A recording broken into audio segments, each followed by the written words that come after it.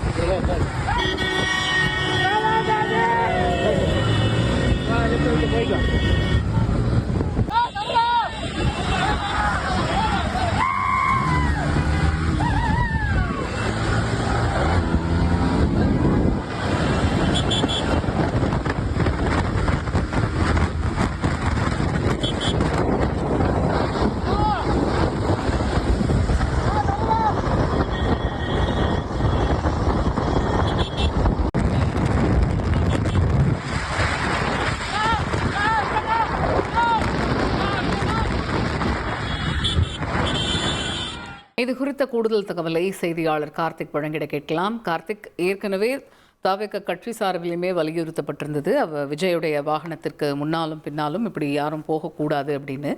இருந்தாலுமே இப்போ நாம் பார்க்கக்கூடிய காட்சி ஆபத்தை உணராமல் அவருடைய வாகனத்தை பின்தொடர்ந்த இளைஞர்கள் சம்பந்தமான அந்த காட்சியை பார்க்க முடிகிறது. முழு விவரங்கள் என்ன? வணக்கம். தமிழக வெற்றி கழகத்தின் தலைவர் விஜய் இன்று ஈரோட்டில் அவருடைய மக்கள் சந்திப்பு கூட்டத்தை நடத்தி முடித்துள்ளார். கோவை விமான நிலையத்திலிருந்து ஈரோடு வரைக்கும், அதாவது ஈரோடு விஜயமங்கலம் பகுதியில் நடக்கக்கூடிய பகுதிக்கு மொத்தம் 67 கிலோமீட்டர். இந்த 67 கிலோமீட்டரை தான் இந்த இளைஞர்கள் ஈரோட்டிலிருந்து கோவை விமான நிலையம் வரைக்கும் அவர்களுடைய செல்போன்ல படம் எடுத்துக்கொண்டும் விஜய் அவர் வந்த காரை சுற்றி வேகமாக இயக்கக்கூடிய அந்த காட்சிகள் தான் நம்ம பார்த்துட்டு இருக்கோம்.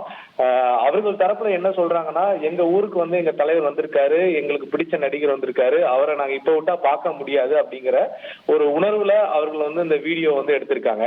ஆனா அந்த வீடியோவை நம்ம பார்க்கும்போது அவங்க எவ்வளவு பெரிய ஆபத்தை கடந்து வந்திருக்காங்க அப்படிங்கிறது நமக்கு அதை நினைவூட்டுது.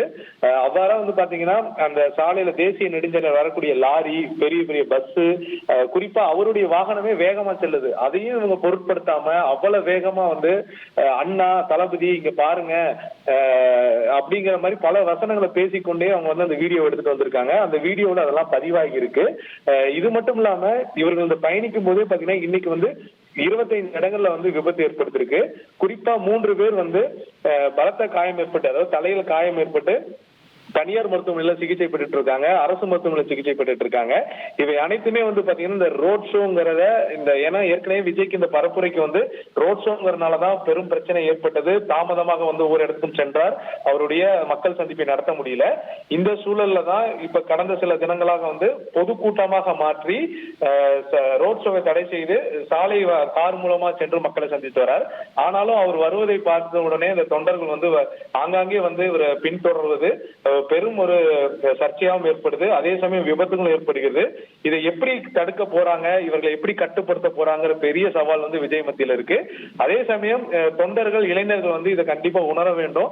அவங்க எடுத்த காட்சிகள் நமக்கே மிகப்பெரிய ஆபத்தையும் ஒரு பெரிய ஒரு அச்சத்தையும் ஏற்படுத்துது. அவ்வளவு வேகமா சாலையில செல்லக்கூடிய அந்த எடுக்கக்கூடிய காட்சிகள் நம்மளால பார்க்க முடியுது. அப்படி வந்த ஈரோட்டிலிருந்து கோவை வரைக்கும் வந்த இளைஞர்களிடம் அவங்க எடுத்த செல்போன் வீடியோக்கள் தான் நம்ம தந்தி தொலைக்காட்சி சார்பா அவரிடம் பேசி உங்க வீடியோ கொடுங்க அப்படின்னு சொல்லி பார்த்த பொழுதுதான் இந்த வீடியோல இருக்கக்கூடிய அதிர்ச்சி தகவல் நமக்கு தெரிய வந்தது. தொடர்ந்து இது போன்று நூற்றுக்கணக்கான இளைஞர்கள் சுத்தி இருக்காங்க. அதுல பல பேர் காயம் பெற்றிருக்காங்க. அவருடைய வாகனங்கள் இழந்திருக்காங்க. அவர்களுக்கு காயம் ஏற்பட்டிருக்கு. இது போன்ற தகவல்கள் இனி அடுத்தடுத்து நடைபெறும் என்பது நமக்கு தெரிய வரும். இவ்வாறுதான் இந்த விஜய் பின்தொடரக்கூடிய இளைஞர்களுடைய மனநிலை. அந்த மனநிலை பாத்தீங்கன்னா அவங்க எடுக்கக்கூடிய காட்சிகள் இதுதான் அவங்களுக்கு அவருடைய விஜயை பின்தொடர்ந்து அவங்க எடுக்கக்கூடிய காட்சிகளா இருக்கட்டும், அவங்க விஜயை பார்த்து அவங்க சொல்லக்கூடிய விஷயங்கள் அதை பதிவு செய்து அவங்களுடைய சமூக வலைதள பக்கங்கள்ல பகிர்க்கும் சரி, அவங்களுடைய கட்சி சார்போ அவங்க மன்ற சார்போ பகிர்வதற்காக வைத்திருக்கார்கள் என்று நம்ம பார்க்க முடிகிறது. தகவல்களுக்கு நன்றி கார்த்திக். உங்கள் தந்திவன் தொலைக்காட்சியில் கர்ணன் தினமும் இரவு 7 மணிக்கு காண தவறாதீர்கள்.